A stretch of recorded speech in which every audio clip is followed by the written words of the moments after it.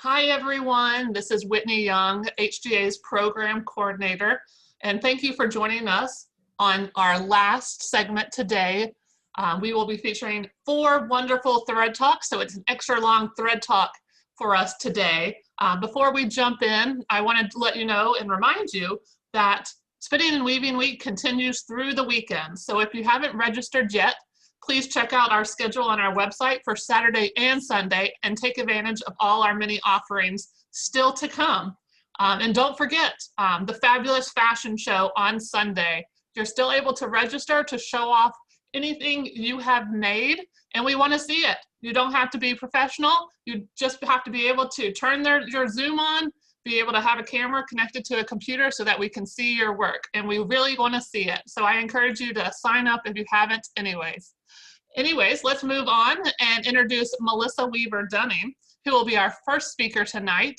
And her topic is What's Old is New Again, Finding Inspiration in Handwoven Textiles from North America. I am now going to turn it over to Melissa. Take it away, Melissa. Thank you very much. I'm speaking to you from the Shenandoah Valley of Virginia. And whenever I do my intros, I always say, my name is Melissa Weaver Dunning, and yes, that is my maiden name.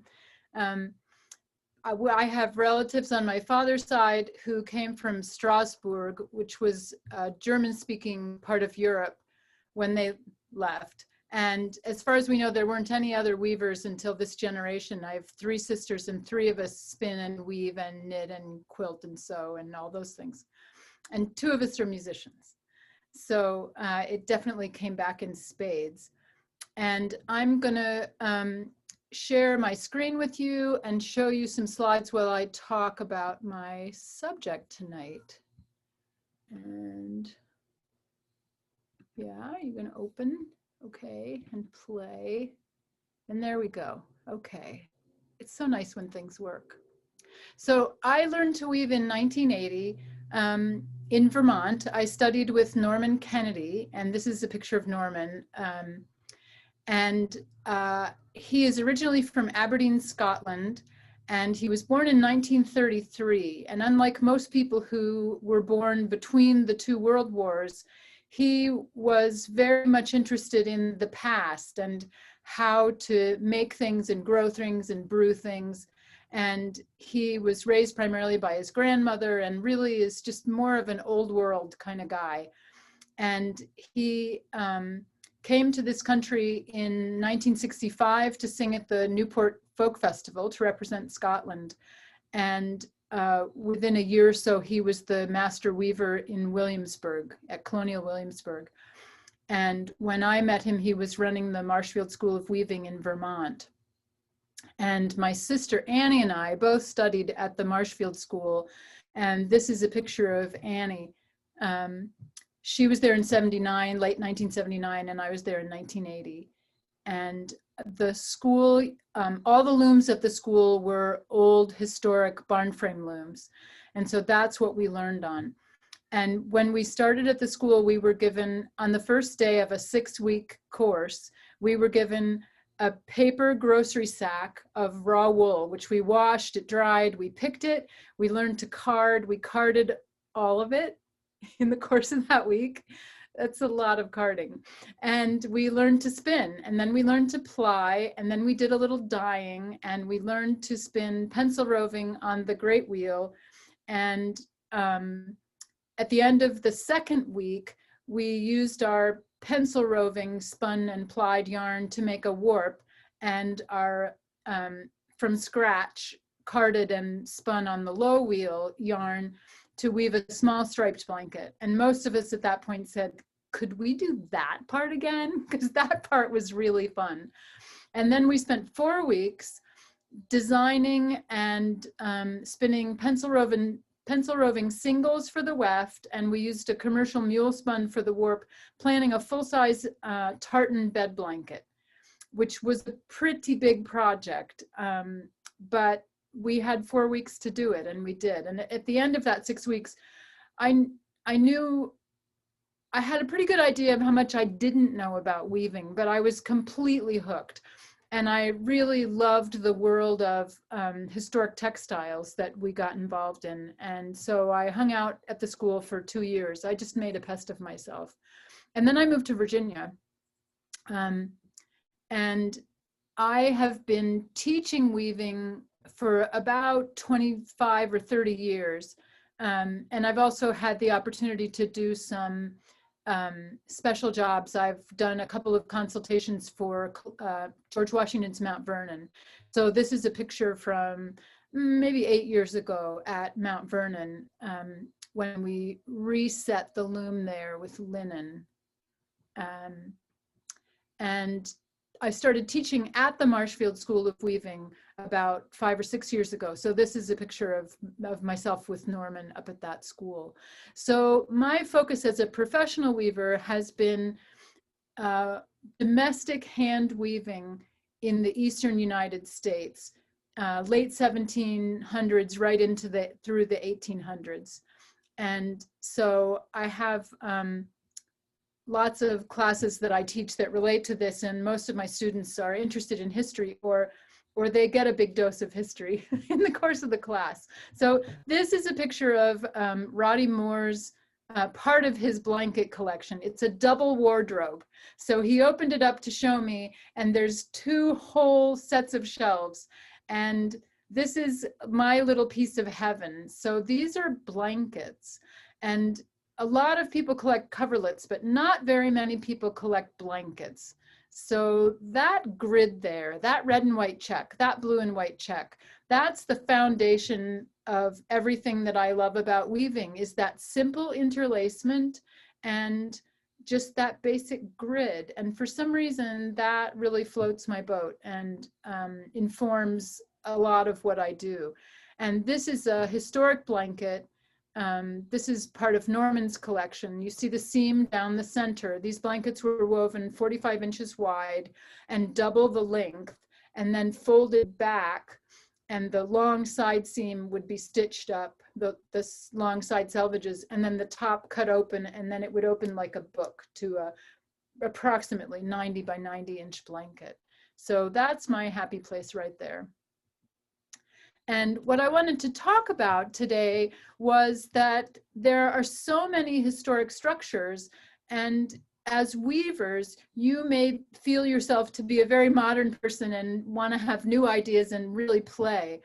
And we have access to so much color and so many different types of yarn. So it's very exciting to take advantage of that. But I think for new weavers, it's important to have some place to start, of course. And I feel like starting with simple structures and historic structures gives you something to get your teeth into, and then you can take that and make it your own. So this is a historic overshot. This is an antique piece. And this is a piece that I wove using a hand-painted sock yarn. And it just happened to pool absolutely perfectly. So you can see the sequence of colors in that skein of yarn in the section with the little tulips. And then here's a piece of overshot that Michelle Belson wove with her Lunatic Fringe tubular spectrum. So we can start out with these antique structures, these old style patterns, but the sky is the limit in terms of what you can do with them.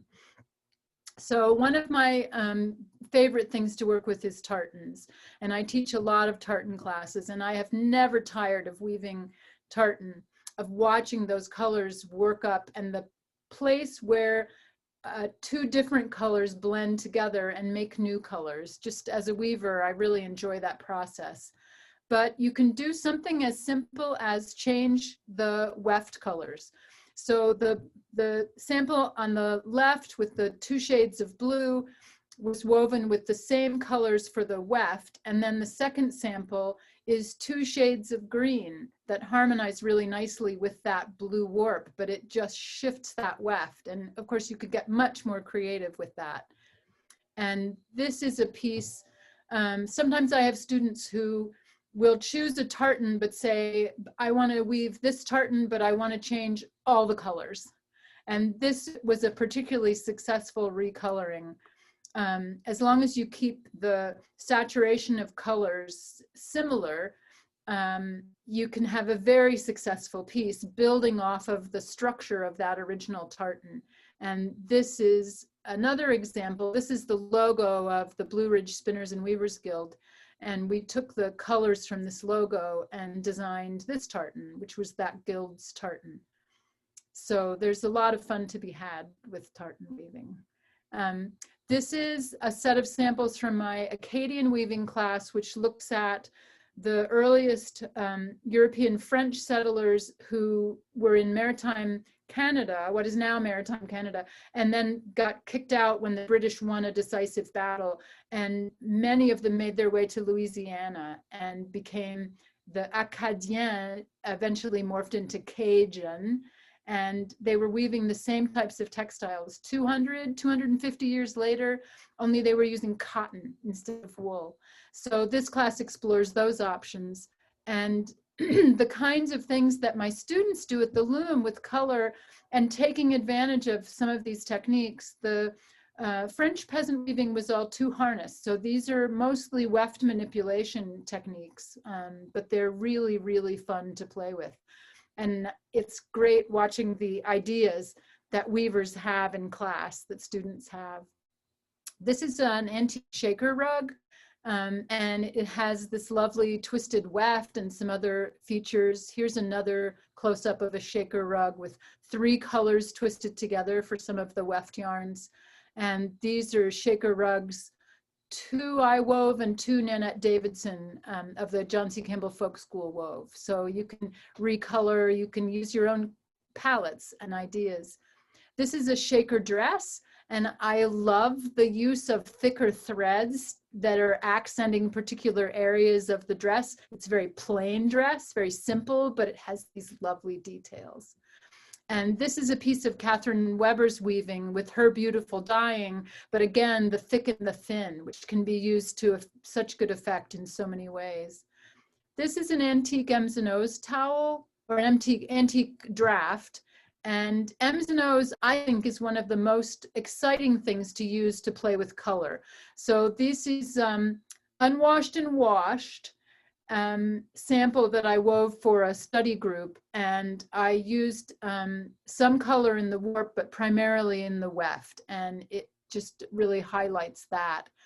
And then this is a picture of my Lunatic Fringe Tubular Spectrum collection, and because we have this, we can do things like this with M's and O's. So I did do a set of towels with all the colors. There was a lot of switching out of bobbins because I didn't have 24, I think it is, shuttles. This is an antique braided rug, and here we go with the rainbows again. I kind of like rainbows. I have to think about rainbows. And a little bit of color and weave that comes from an old towel, and then another of Catherine Weber's warps being used for the same structure as color and weave. So we just have a lot of things that that we can do. So I'm going to turn off my screen, and I think I've just about used up my time. You have a few minutes left if you want to wrap it up. Okay. So what I have enjoyed, well, let me just say this. It's always great to take classes and be inspired by teachers and other students, but I've also found great inspiration in study group, in exchange groups. And one of the groups I'm working with now weaves a historic sample and then a modern inspired sample, something that was inspired by your historic sample. And when you just start digging into the possibilities of that, the results can be really exciting. So looking for opportunities like exchanges can be great challenges to take you out of your rut or start you in a new direction in your weaving. Wonderful. Thank you so much, Melissa. We really appreciated you taking your time to give this presentation to us. You're welcome. Thanks for the opportunity. Of course, anytime. Next up, we have Kyla Crawford. You may have seen her in some of her Marketplace Live sessions. Today, she is going to be giving us some tips and tricks on spinning paper. Kyla, take it away. Hello, my name is Kyla Crawford. I'm an artist, educator, and business owner. And in my art practice, let me pop up my presentation, I spin paper, which started out with the idea of turning a drawing, which is made of line, into a three-dimensional line. And then it became a spiritual practice. So with this piece here, this is called Bundled Spirits. This piece was a very transformative piece. That was when the just the function of turning a line into a line became an exploration of myth and history of humans with spinning and weaving and spirituality and creation, where this had a bunch of drawings of magical creatures that were then transformed into yarn, and hopefully they all exist in our real world now. Oh, there we go. So while researching how one even takes paper and turns it into yarn, I first came across shifu, which is a Japanese technique of spinning yarn that uses and recycles paper and makes cloth, and was very common in times of sparsity. As well, this was also done in Scandinavian countries. I came across Karen Task's, which is this image that you see right now, article on her website and videos, as well as Susan, sorry about that. Sorry, my screen is covering, there we go. Susan Bird's videos, which are great resources on the technique. The part that I could not get is the, sorry about that, part that is shown in this picture, the rolling it on either stone or concrete, a surface. I tried a whole bunch of different surfaces. It just came into a solid mess for myself. So I altered the technique. I started out the same by folding the paper. You can use any paper. The best paper to start with is a paper made out of longer fiber like a kozu or mulberry paper. And you need to, if you're working with any paper, a shorter fiber length Western paper, you will want to find the grain of the paper. The easiest way to find the grain of a paper is to tear it in either one direction or the other, and the other. One direction it'll tear all willy-nilly, and then the other direction it'll tear in a straight line. That straight line is your grain. So you're going to fold the paper so the fold is perpendicular to the grain, and then you're going to fold it again. So you'll have the edges of your paper, that first fold, you do not want it to meet the edges of your paper. You'll need to give yourself either a couple centimeters to or a ½ inch for us in the US of the paper where the fold does not meet, because that's going to be your stopping point when you cut. So this is all following the same shifu technique. So then you'll take a, you'll either measure and mark with a pencil, or to speed things up, I use a quilting ruler, a mat, and a rotary cutter. Then I can just shift my ruler down using the measurements on my cutting mat. The width of the paper will determine the width of your yarn. To get a really big thick rope, I took a whole sheet, a whole roll of kids paper from IKEA, which I believe is about 12 inches wide, and twisted it, and it came out like a good rope size. That was fun. That's the main way to determine the size of your the finished yarn, as well as the thickness of your paper. Make sure your X-Acto knife or rotary cutter blade is sharp. If you are a sewer, your rotary cutters, once they dull on are too dull for your fabric, they make great paper cutting tools. So you can save those blades for paper. Get more use out of them. So after you're done cutting this, you're going to end up with a piece of paper with two ends that do not have cuts on them and cuts in the middle. So this is where my process changes from traditional shifu. So then I cut the edges alternating every two, so I get a continuous strand. And I roll it into a loose ball and carefully roll it into a loose ball and really squish it a lot. Like I'll roll it once, squish it, unroll it, roll it again, squish it. If the paper is very firm, I'll do it a few more times. But every time I re-roll it, I leave it in a nice loose ball. And this is how I organize it when I use for my next step, which is spraying it with some water. So the amount of dampness, different papers will respond differently to amounts of wetness, and experiment and play. Your paper may need more or less water than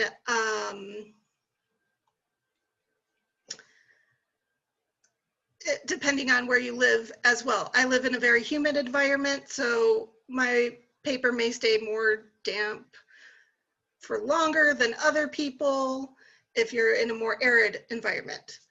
I use a plastic container because I don't have to worry about it getting wet, and I spray it with a spray bottle, and I'll let it sit for the water to spread throughout the paper and also evaporate. Sometimes I get a little spray happy with the spray bottle. And also to release some of the sizing to the appropriate dampness.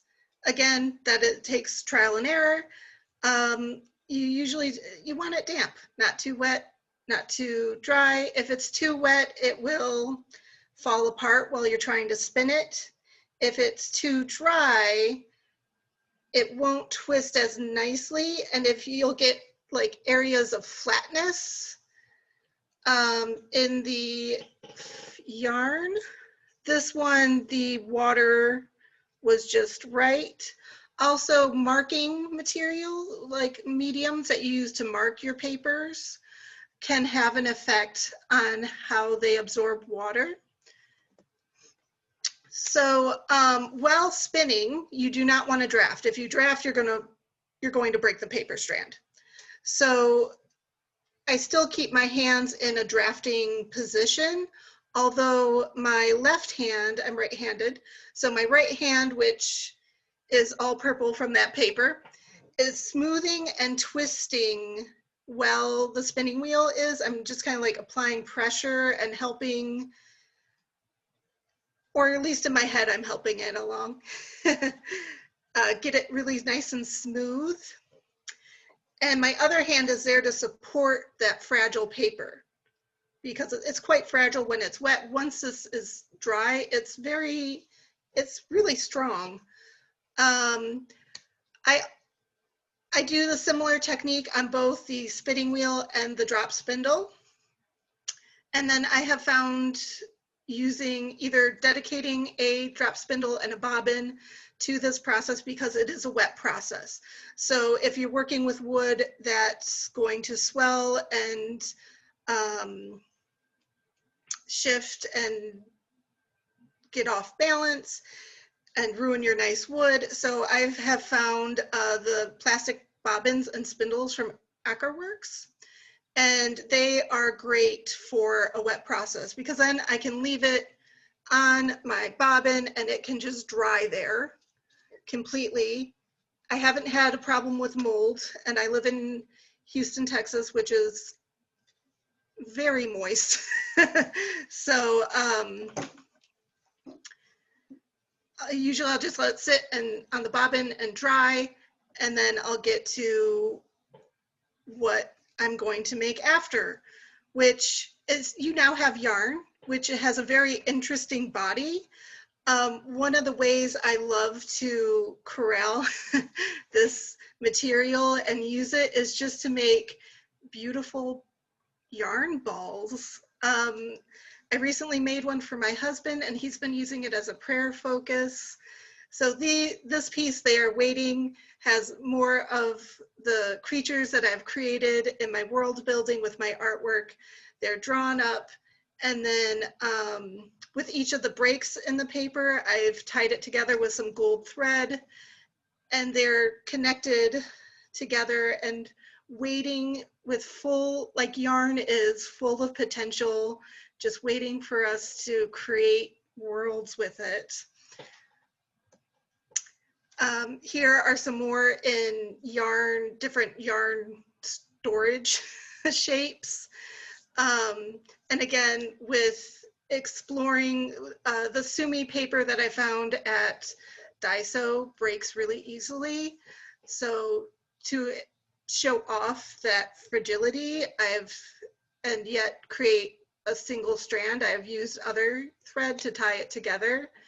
So it's an interesting way of binding together, and also looks really pretty.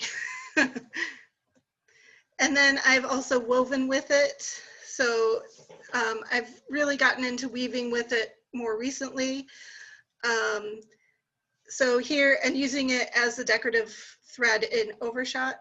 This is the Wheel of Fate, or excuse me, Wheel of Fortune Overshot pattern that I took paper with really like hopeful messages on it and wove these three panels. It's called the Three Sisters. Here are some other weaving examples. It makes wonderful weft. I have heard you can use it as a warp, but there is no elasticity. It is strong, but there's no elasticity, and it might shred, especially if you have metal heddles. So I tend to use it in my weft. I have the Seer. This one, I chose that Overshot because it reminded me of the evil eye. And on that paper, I had drawn a whole bunch of different eyes and this like little eye creature called the Watcher. All right. And this early, It Will Be Their Destiny was a really early piece, so you can really see the body in it in comparison to this like looser, drapey, sleazy fabric. You can crochet with it. It stays really open. If you knit and crochet with it, you'll want to use a larger gauge because it's wiry. It just has a different feel. Really just go play and explore and think about all the possibilities that yarn can be. It doesn't necessarily have to be what we're used to it being. If it's longer than it is wide, it can be yarn, and just, yeah, enjoy the journey of your creating. So, yeah, I'm not sure what time it is. Any questions? We have 1 minute left. All right. You can see Kyla's website on her PowerPoint slide right now. So if you have any more questions about spinning paper yarn, I'm sure she would love to answer them, and her contact information is listed on her website. Thank you, Kyla, for that wonderful presentation. It was a pleasure. I myself am not a spinner, but I know probably everyone watching is either interested in it or is actually already a spinner. So thank you. It's very addictive. We Thank appreciate you. it. Next up, we have Roy Clemes back with us from Clemes and Clemes. Today, he is going to be talking about the Lambtown Festival, imagining a 21st century sheep and wool show. Roy, take it away. Okay, and I'm working with a different microphone today, so let me know if I need to speak up a little bit. But welcome everybody, and thank you HCA for giving us this opportunity. Many of you know me from my company, Clemes and Clemes, but I am also the president of Lambtown Festival. And Lambtown Festival is the largest sheep and wool show in California. But this year there weren't any sheep and wool shows, not only not in California, but not anywhere in the country. Since COVID hit us in March, that's a little bit earlier than show season starts. And so this year it was a very different year for all of our sheep and wool shows. And what I want to talk about is how in this one particular instance, our festival pivoted to virtual. And I want to talk about why that's important. The first thing being, it gave a chance for all of our vendors, gave a chance for our fiber producers, and gave a chance for our sponsors somewhere to promote themselves, to continue their business operations. It gave the newer generation a way to get involved. Now, if you think about the last fiber festival or anything like that that you attended, I'm guessing that the average person who attended the festival was probably close to retirement age, probably a woman, at probably above middle, what do I want to say, above average income, right? That probably describes about 90% of the people that you saw at just about any fiber festival. So finding ways to reach out and grab the younger generation, get them hooked on this wonderful craft that we all love and enjoy is really important. So when COVID first hit back in March, we decided as a board of directors for Lambtown Festival that no matter what happened, we were going to find a way to hold the festival. And about June, we decided, well, it doesn't look really good. We're going to have to do this virtually, no matter whether we want to or not, no matter who it upsets, which we did get a lot of pushback even back in June. If you can think back that far, it was a different time than even it is right now as far as the COVID situation. And what we did from there was we said, let's not think about how to go virtual with our festival. Let's stop, back up, and how would we do this if we started over with a brand new festival? And we didn't think about that just from the terms of how would we start with a virtual festival, but how would we create a festival if we were starting from scratch that was in person? So what things can we create that would work for both a virtual festival and an in-person live festival once we get back to that? Hopefully in 2021, we'll keep our fingers crossed. One never knows. So some of the things that we did, and I should say the most important thing that we did, was we found a company to build an app for our festival. Now, typically when you show up to a festival, you get handed a booklet at the door. It has all the lists of the vendors, the sponsors, the full schedule, everything like that. And if you've ever worked on one of these festivals, you know that that whole finalized schedule and everything is always due months in advance so that it can make it to the printers in time. You know that there's always extras left over and you end up recycling a bunch of them. And having this app allowed us to make changes right up until and even during the festival. We didn't end up spending money on printed copies that we didn't need.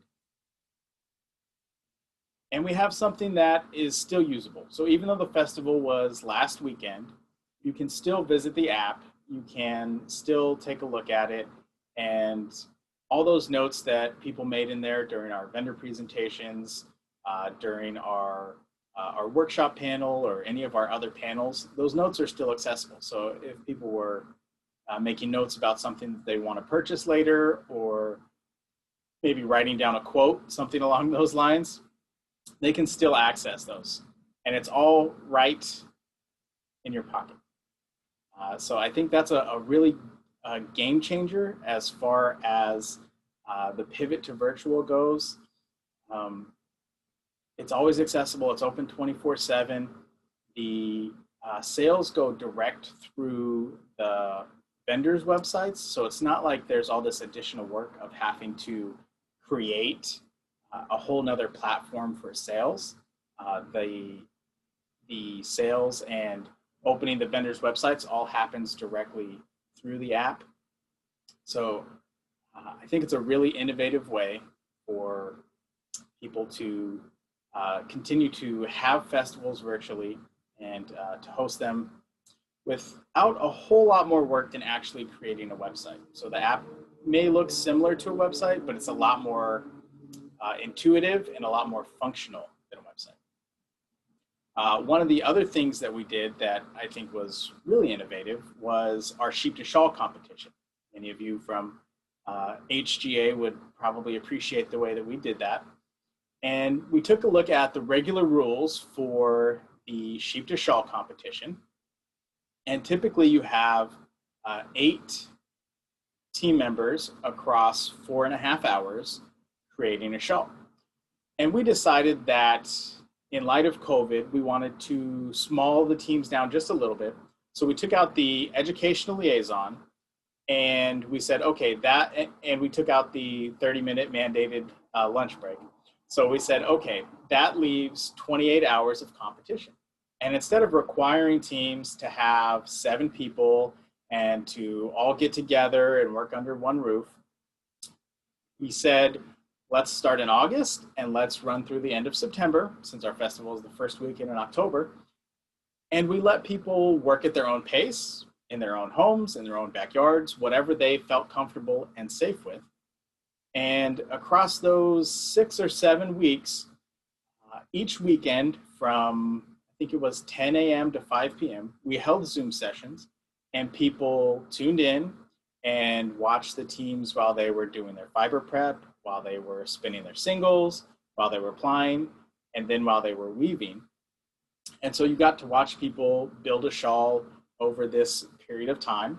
And some teams chose not to do it that way. Some teams still gathered together where it was safe for them to do so and worked across the full 4 hours straight.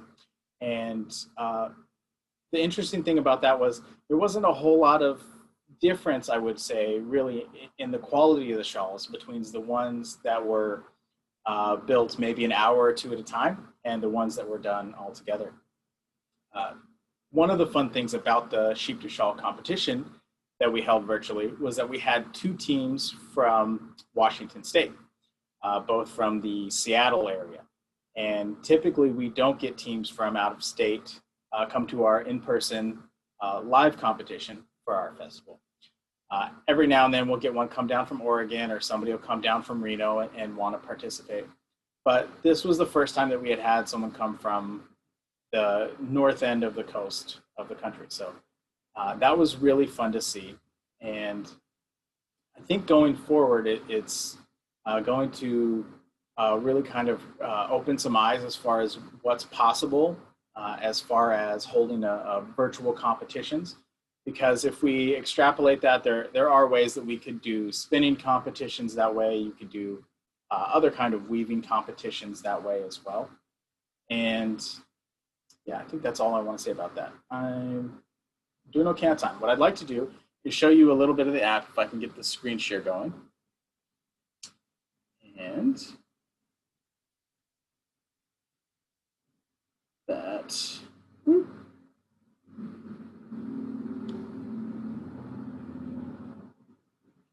Okay, and there we go. And let me open that up. So here is kind of basically when you come into the app, it does look, like I said, it looks a little bit like looking at a website in terms of what you can see. But there are some interesting things like that are integrated, like the social feed and the event wall. So this has a Twitter feed built into it. This has a photo feed with photos from the app built right into it. So you can see that people are posting these things, and this was all, our festival ended 5 days ago, so I'm sure all of these are here. And part of the fun of the app was that we also put a little bit of a game in it to encourage people to post videos, to get to know and use the game. So some of these are just people putting photos of themselves because that's part of the game. There are other ones where there are people showing us their setup, showing us what their little mini booth looks like. And I think this was a really good way to encourage people of all ages to participate. I know when we say virtual or you start talking about Zoom, people of a certain age start to get a little antsy about it and are unsure about you know, all of the digital aspects of managing that. And so the couple of games that we had really encouraged people to play around with the app and have some fun. And some of the other fun features we had here, I'll tap on vendors. And if we go to the vendor feed, what we did with our vendors was we scheduled 15-minute interviews with each of them. Instead of doing a 30-minute or 60-minute Facebook Live where they just talked about their products the whole time, we had one of our moderators speak with each of them and get to know them a little bit better rather than just talking about their product. And we felt that that really translated well to this kind of a virtual format. And I'm going to pick on one of our vendors here, let's say Fibershed Marketplace. So when you go to look at one of these, the kinds of things that you can do are obviously upload photos to continue telling the story of each vendor, right? So you kind of get the look, kind of get the feel of each vendor. And okay, I still have a few more minutes. So let me show you just a little bit. If I can get, there we go. Okay, and let me show you the photo game here. And so this is the leaderboard. This is, like I was talking about, the gamification, ways that we can really have fun with it. We had people who posted, you know, they did 51 of the 58 challenges, our person who won there. So that means that she posted 51 different photos and really got super involved with it. And you can see lots of people we had here taking part on this. And it was just a really good way to engage with people, where a lot of people may not feel like they're involved. When it's just a Zoom broadcast or a Zoom webinar, they might not feel like they're exactly involved. But when the attendees can post themselves, it gets a lot more interactive. And that was the one piece of feedback that we heard back consistently all weekend, was like, wow, I felt like I was there. I felt like I was actually participating because, you know, I was able to do some things myself. I was able to put up my own posts and do that. And the one thing that I would say going forward is to think about things that you can do. And, you know, you don't have to pay. If you're someone who puts on a festival, you don't have to think about things like paying for an app, which is expensive, or building a fancy website or things like that. But there are things that go along those lines of being a virtual or not in-person festival. And one of those that I think everybody here is already familiar with is the kitchen towel exchange. And we don't really realize that, but that is one form of virtual participation, where you have two people who are, you know, maybe on opposite sides of the coast. They might be down the street from each other, whatever it is, but they're participating in this thing without having to meet face to face. So that's the one thing that I really want to send everybody away with going forward, is how do you get people to participate in the festival without having to meet face to face, and how do you make it interactive? That's really the big thing. And I don't want anybody to think that I'm against in-person festivals, but I think that going forward, this is going to be something that we all need to look into as far as augmenting our festivals. The current buzzword is hybrid out there. People like to say you need to have a hybrid event when we go back to these live events, so that it's going to be partially virtual, partially an in-person and live festival. So going forward, let's think about how do we have some of these components that are virtual and some components that aren't. For ourselves, if it wasn't for COVID, last weekend here in Northern California, the air quality was actually so high. I should say the air quality was so bad, the AQI was so high from the local fires that we would have had to think about canceling our festival anyways. On festival weekend, the AQI was 200, which most people don't want to be outside them. So had we not already gone through this, we probably would have had to find a way to hold a lot of the events virtually, whether it was streaming them online, making it more accessible that way, or how could we have held these things without having to have people right there at the fairgrounds. So that's what I want you all to think about. How do we get together? How do we create the community? And how do we pass this on to the next generation without necessarily having to be right there with each other? So I'll wrap it. Thank you so much, Roy. Did you want to wrap up? Yeah, I'll just wrap it up. If you want to happen to check anything out, lambtown.org is the website. You can download the app. Like I said, it's still available. You can still peruse it. And that'll do it for me. Thank you so much, Roy. And I'm not sure if everyone watching knows, but Clemes and Clemes sponsored our Sheep to Shawl event in Reno, Convergence Reno in 2018. And we'll be offering the Sheep to Shawl competition when we return to Convergence again in person. So I encourage you to get a team together and compete in the next Sheep to Shawl competition. Yeah. And thank you, Roy, for all of your offerings that you've done this whole entire week. We really appreciate it. You're welcome. And our final presenter today, the one we were able to snag and get involved, is Marilyn Romatka. And she is going to give us a behind the scenes of her documentary movie, Interlacements. So I am going to turn it over to Marilyn right now.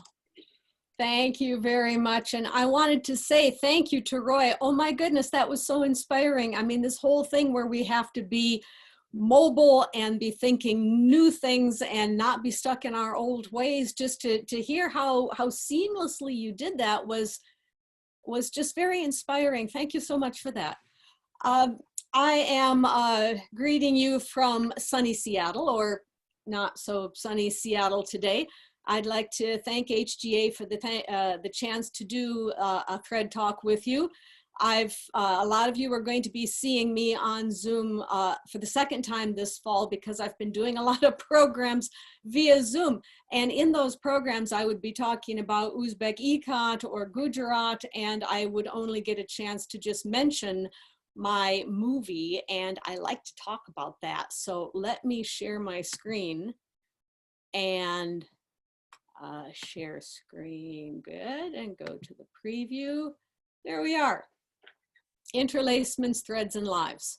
This is a feature-length film that my husband and I made, and this is the TED Talk, Thread Talk, where you get to hear where this movie came from and where we hope it's going. So let me first tell you a little bit about myself. I am a folk art teacher, and I have been teaching at conferences and guilds for many a year. And in 2014, my husband and I started putting my classes on video. And I will share with you what some of that looks like, just because it is integral to the story that we're going to tell here. Share screen. Oh, there are so many steps. Okay. So we made up my classes on film, and we put it on a little video, a little website called taprootvideo.com, and just started making scripted movies of my classes. And as a side note, we later made it into a cooperative where many teachers can film their classes and stream their classes online. So this is a new form of online craft instruction. It's a cooperative method rather than a corporate method, which is what probably you're most used to. So we have this little website, and we are streaming our classes that we have filmed, scripted classes, which we got relatively good at doing the scripted classes because, you know, practice and all. And we're accepting payment and everything. And now we have this nice little website. Fine. If you know me at all, you also know that I have an incredible heart for folk art. And when my husband and I traveled to Gujarat, India, we saw many, many folk art techniques that were in danger of snuffing out because nobody is doing them anymore, because nobody is able to make money doing them anymore. And we were very moved to document these things before they disappear. And the dream was born at that point that we want to make documentaries about these artisans, these skills, not only in India, but in many places in the world. We want to spend our retirement time traveling from country to country, documenting folk art techniques. And then we would stream these little documentaries where the artisan would teach the camera. And we would stream this on the Taproot Video website, and the proceeds from that could go directly back to the artisan in country, which hopefully would be some way to contribute to making the continuation of this folk art skill a financial viability. And so we said, okay, we're going to be making documentary films in retirement. That's great. But what we had done up until that point was scripted movies, and we figured, hey, you know what, it might be a whole different turkey to do a scripted documentary rather than a scripted movie. My husband said to me one morning, he's very clever, he said, you know, he said it would probably behoove us to make a documentary once in English before we tried to do one in Hindi. And I said, great, you're going to make a practice documentary film in English. That's great. What is your topic going to be? And he said, well, I'd like to do weaving. And I said, yay. And he said, but not just weaving, not structure and color, because we want it to be more broad than that. Not everyone is interested in weaving, but everyone is interested in relationships. So I want to do a documentary film on relationships through handwoven cloth. And the idea for Interlacements, Threads, and Lives was born. The focus originally was going to be just on us. This was our little project. It was going to teach us how to do documentary filmmaking, and that was all it was ever going to be. We would maybe show it to the Seattle Weavers Guild, you know, on a whim. But, you know, basically it was just us. Fine, we filmed for 3 years. We filmed in addition to me continuing to do my teaching and my husband having this very inconvenient side job called full-time employment at Boeing. But we filmed for 3 years. And then we started to edit. And editing was a whole new turkey. We would edit. And you know, when we're weaving, we seem to, we're doing things in 2 dimensions. We have control over the color and the structure and the beat. A sculptor, when they're working, they control things in 3 dimensions. And I felt like we were doing things in 4 dimensions because we had not only the other 3, but time as well. What do you include? What do you not include? How long do you go before you bring a story to a conclusion? What do you focus on? So it was a challenge, but when we had a rough cut, we were thrilled. Let me play you the preview for it. And that is down here in QuickTime Player, and let you get a taste. I just love this rug. I just love this rug, and I did not come here to buy a rug.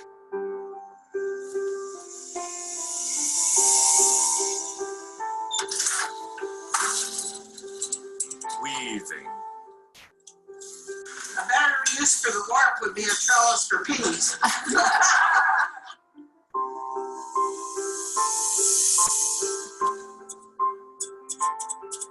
Weaving may surprise you. Yeah, it's a really nice connection, just on a lot of levels, to combine the traditional arts, Annie's weaving and our mosaic.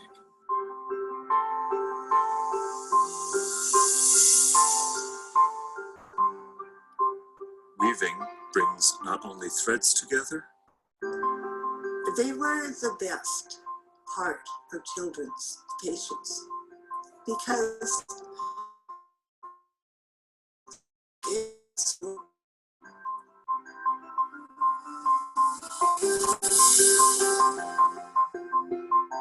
but weaving also brings together lives.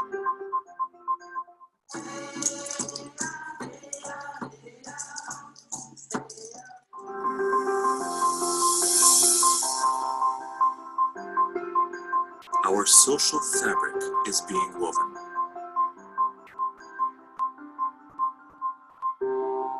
Stories about friendship and relationship through cloth.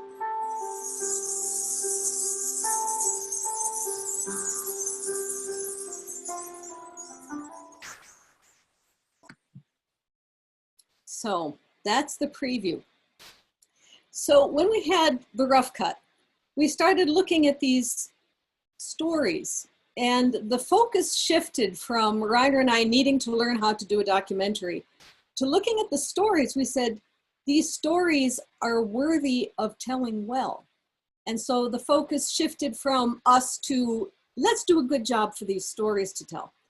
And then we discovered in Seattle a very handy club called the Seattle Documentary Association, which are professional and amateur documentary filmmakers that get together and critique each other's films. And we took ours and presented it at something called a WIP, a work in progress. And it was the first time we had put it in front of people. And that was amazing to watch. Stories that we had told, that we had knit together in the editing process to get it in front of an audience, and we saw emotion on their faces.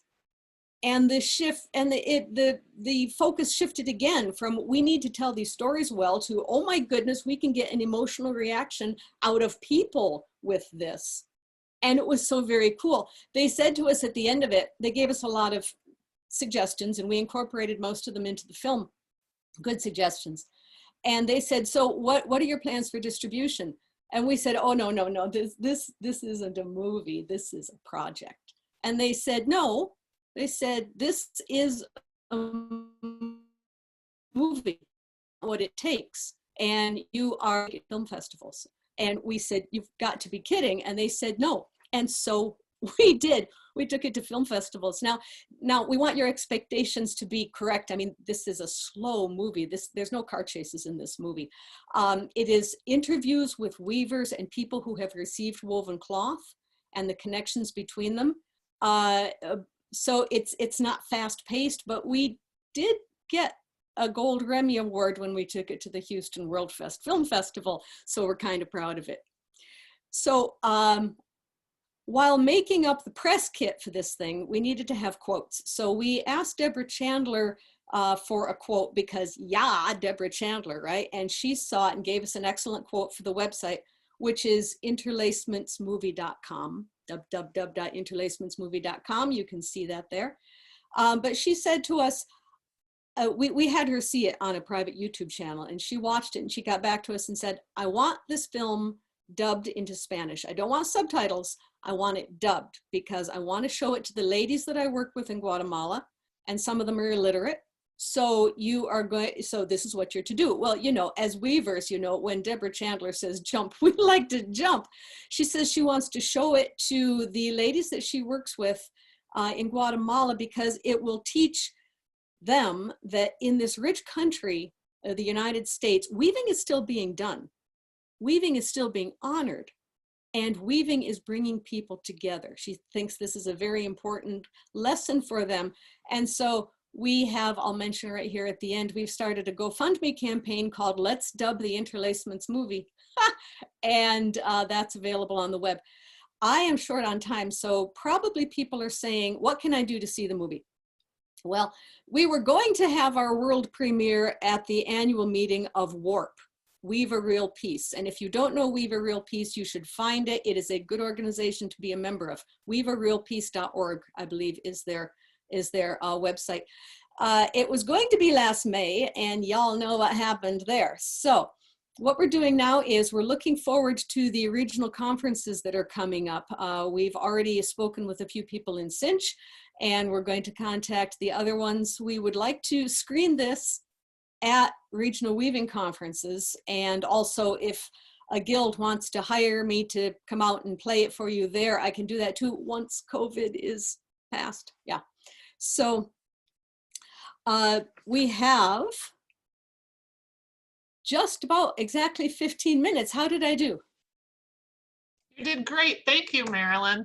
And I can say that I have seen the movie and I really enjoyed it. And I have to say my favorite segment was the purple rug. I really enjoyed that part. That's the one that the whole thing started out with. He said to me, do you have any stories like this that we can tell in a movie? And I said, well, there's the story of the purple rug that has, you know, become local legend in the Seattle Weavers Guild.